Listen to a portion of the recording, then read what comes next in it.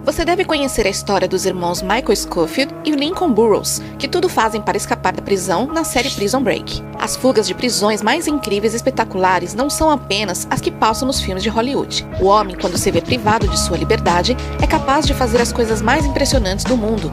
Engenhosos planos mirabolantes e perfeccionistas, tudo para deixar de ver o sol quadrado.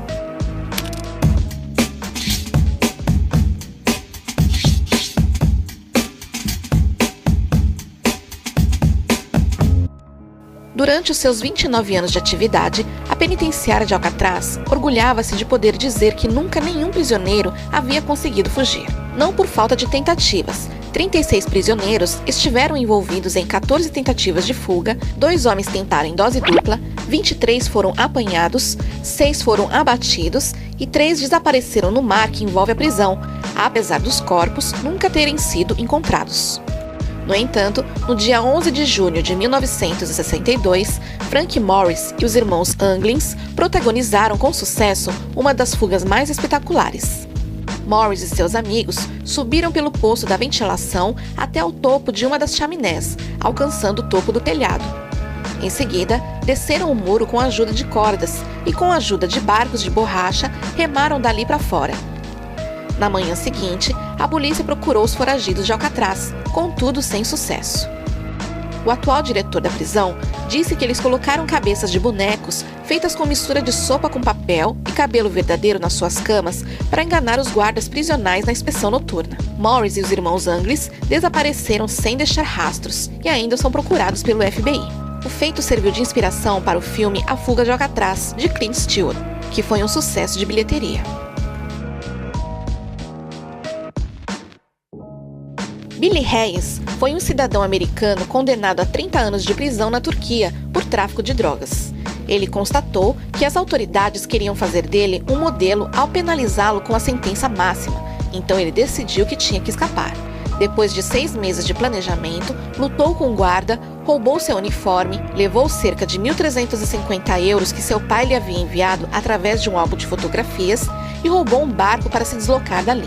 Na esperança de chegar à Grécia, Hayes lançou-se mar adentro e andou durante quilômetros e quilômetros à deriva, descalço, sem forças, sem documentos e ficou completamente exausto e faminto, até perder os sentidos. Quando acordou, a primeira coisa que viu foi um policial armado. Então ele pensou que tinha perdido as esperanças de ser um homem livre.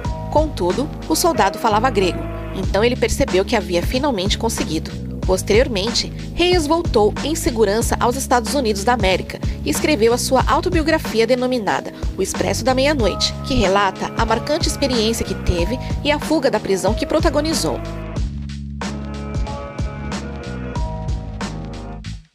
Em 2001, Pascal Payette, ou Kalishnikov Pet, como é conhecido, foi condenado a uma pena de prisão de 30 anos pelo assassinato de uma pessoa num assalto a carro forte.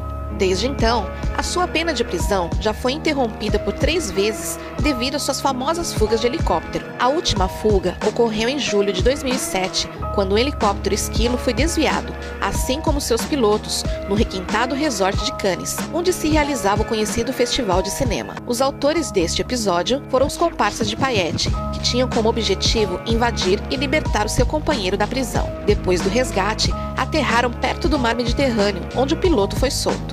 Kalishnikov Pet e seus cúmplices sumiram e não mais se ouviu falar deles. Interpretado recentemente por Johnny Depp no filme Inimigos Públicos, John Dillinger foi um dos ladrões de bancos mais temíveis dos Estados Unidos nos anos 30. O homem que chegou a ser considerado o inimigo público número 1 assaltou cerca de 20 bancos e 4 carros fortes e conseguiu a proeza de escapar 2 vezes da prisão. Ele cumpriu pena na penitenciária de Indiana, no estado de Michigan, até 1933, data em que foi colocado em liberdade condicional e depois de 4 meses regressou à prisão. Contudo, a sua gangue o libertou, matando o xerife Jesse Sarber. No mesmo ano, a maior parte do bando foi capturada em Tucson, no Arizona, devido a um tiroteio no histórico Hotel Congresso. Dillinger foi enviado para a prisão de Lake Country, em Crown Point, no estado de Indiana. Ele era o principal suspeito de assassinato do oficial William Miley durante o tiroteio depois de sua fuga. No entanto, nada o fazia parar. Em 1934, Dellinger fugiu da sala de provas da prisão de Crown Point, em Indiana, que estava guardada por vários oficiais da polícia e guarda nacional. Os jornais reportaram que Dellinger, para enganar a polícia, havia usado uma arma falsa de madeira que estava polida com graxa preta para sapatos. Usando a arma de brinquedo, o assaltante forçou o guarda a abrir a porta de sua cela e, fazendo de refém os outros guardas, prendeu todos dentro da cela e fugiu.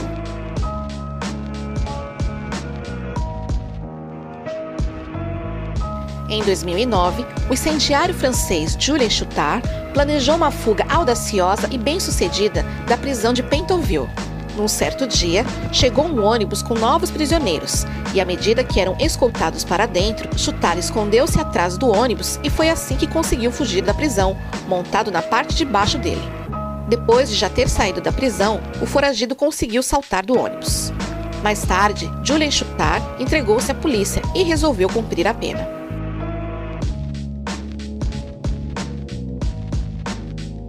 No dia 13 de dezembro de 2000, 7 criminosos da unidade de John Connelly, uma prisão de segurança máxima no condado de Karnes, no Texas, escaparam utilizando um esquema muito bem orquestrado. Eles trabalhavam numa equipe de manutenção, pediram permissão para ficar e terminar de limpar o chão de uma área específica durante o período do almoço. Em seguida, chamaram o supervisor da manutenção para apresentar o trabalho efetuado. Então atacaram, dando-lhe uma paulada atrás de sua cabeça. Eles também atacaram todas as pessoas que cruzavam seus caminhos, incluindo trabalhadores civis, guardas e até outros presos. Os prisioneiros roubavam as roupas de suas vítimas, os cartões de crédito e a sua identificação. Fizeram-se passar por guardas, encenaram uma história falsa pelo telefone, de forma a ter acesso à área perto da saída da prisão. Chegando lá, ameaçaram de morte o guarda prisional que abriu a porta. Numa picape cheia de armas, os 7 prisioneiros saíram da prisão a toda velocidade. Um ano mais tarde, foram capturados, reconhecidos por civis devido ao programa de TV Os Mais Procurados da América.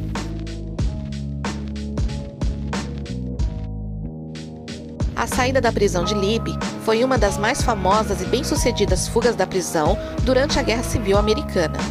Na madrugada de 9 para 10 de fevereiro de 1864, mais de 100 prisioneiros fugiram da prisão de Libby, na Virgínia. Em Richmond, dos 109 foragidos, 59 foram bem-sucedidos ao chegar às linhas defensivas da União. 48 foram capturados e 2 morreram afogados junto ao rio James. Os prisioneiros escaparam, construindo um túnel pela cave da prisão até um local espaçoso fora da prisão. Esta não foi uma tarefa fácil, uma vez que a cave da prisão era escura e infestada de ratos, conhecida como o Inferno dos Ratos. O túnel tinha a distância necessária para ultrapassar as linhas da prisão de Libby. A evasão foi possível graças aos esforços dos seus líderes, o Coronel Rose e o Major Hamilton. O coronel organizou os grupos para efetuarem as escavações, enquanto o major trabalhou na logística e inventou bugigangas para retirar terra do túnel.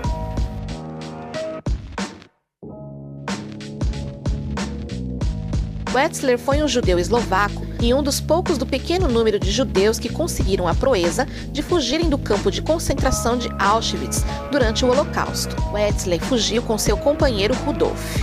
No dia 7 de abril de 1944, data da Páscoa dos judeus, numa sexta-feira, às 2 da tarde, os 2 homens entraram num barco, escondidos sob uma pilha de madeira destinada a construir a seção do México para novas vítimas, e por lá ficaram durante 4 noites. Na noite de 10 de abril, vestindo fardas, casacos e botas alemãs, saíram do campo de concentração para o sul, seguindo o rio Sola, em direção à fronteira polaca. Andaram mais de 130 quilômetros, guiando-se apenas por uma página de atlas infantil que Rudolf havia encontrado no armazém. Depois de muitas dificuldades, conseguiram resistir e sobreviver. Mais tarde, os 2 companheiros compilaram um relatório sobre as condições existentes no campo de Auschwitz. Fizeram uma planta do campo, indicando onde estavam situadas as câmaras de gás e os crematórios. Por conta deste relatório, mais de 120 mil vidas foram salvas.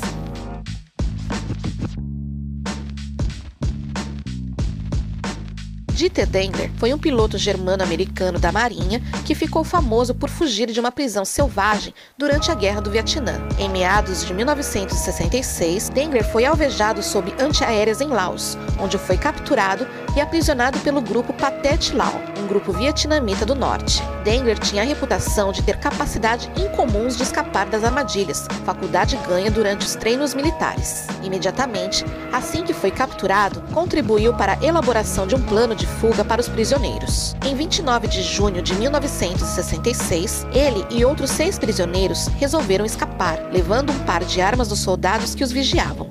Depois de disparar sobre 3 guardas, Dengler escapou para uma densa floresta. Passou 23 dias na selva, sob um calor escaldante, enfrentando picadas de insetos, parasitas e muita fome antes de ser resgatado por um avião americano. Apenas um dos prisioneiros sobreviveu à fuga. Os outros ou foram mortos ou desapareceram na selva. Dengler tornou-se mais tarde um piloto de testes de sucesso e até hoje tem o mérito e o crédito de ser o único soldado americano a ser resgatado e também o único a ter regressado da selva de Laos com vida.